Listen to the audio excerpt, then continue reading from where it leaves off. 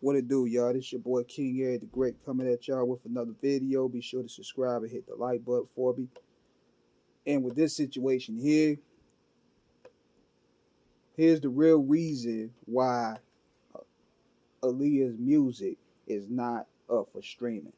First of all, let me be the first to say that I can't stand streaming.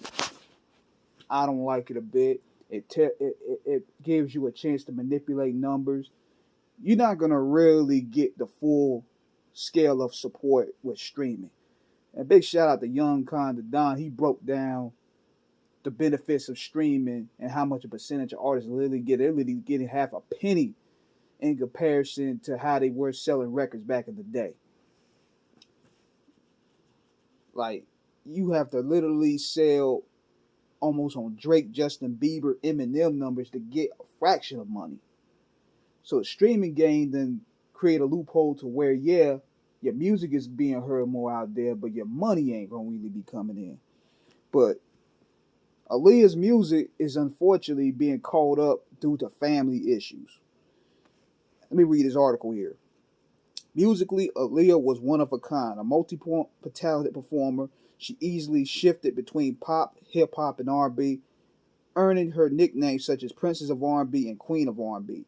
She released three hugely successful albums during her lifetime: 1994's Age Ain't Nothing But a Number, 1996's One in a Million, and 2001's Aaliyah. But the only former could be found on streaming service. The reason? Find out here.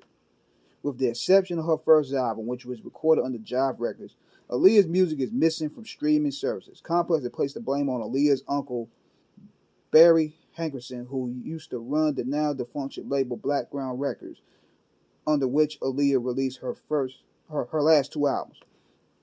While missing catalogs are usually attributed to things like legal battles or attempted to hold out for better royalty rates, Complex said there is no logical behind Aaliyah's digital void. Hankerson himself has yet to address the matter, and it's hard to tell if he ever will, as he has never done much talking to the press. Complex added Hankerson has become even more closed off during the August 2001 death of his niece, saying he was devastated and had never really recovered. See, fans are getting fed up. During the week of March 29th, fans even sparked a protest on Twitter for a full release of Aaliyah's music to the hashtag Free Aaliyah's Music. Aaliyah's music worked too damn hard for her music legacy to not continue the way she was wanted. Her legacy deserves to shine, no doubt. She would break records if her music was on streaming platforms, and so on. And this is the prime example of how streaming and how corporations done took over the art. Then you have people who was in charge with the music. It's similar to the Big L situation, where you have people in charge that don't really have a true understanding of how the business work. They either botch it through contractual loopholes, or they have no clue on how to really distribute the music to where it could bring profit. Aaliyah's music would have done numbers right now.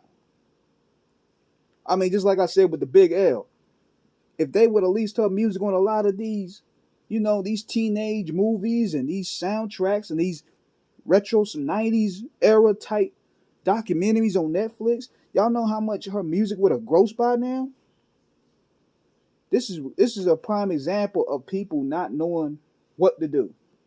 It's a prime example of people in charge of positions not knowing a clue about this business.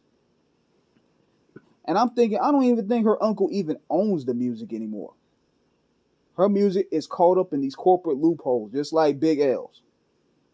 Because it wouldn't make no sense for her music to be sitting on a shelf like this, where it can gross millions. I'm talking with commercials, I'm talking about licensing to movies, soundtracks. Man, like what gives here? And it's crazy to me how you have people that just drop the ball on this. But for people who are wondering where Aaliyah music is, this is the reason why. And this is where we stressed on many shows, you gotta own your physicals, man. Because now these corporations are in charge of not only your art, but your entertainment and how they want to distribute it. Now a whole generation is gonna miss out on Aaliyah's music because of this. It's crazy to me.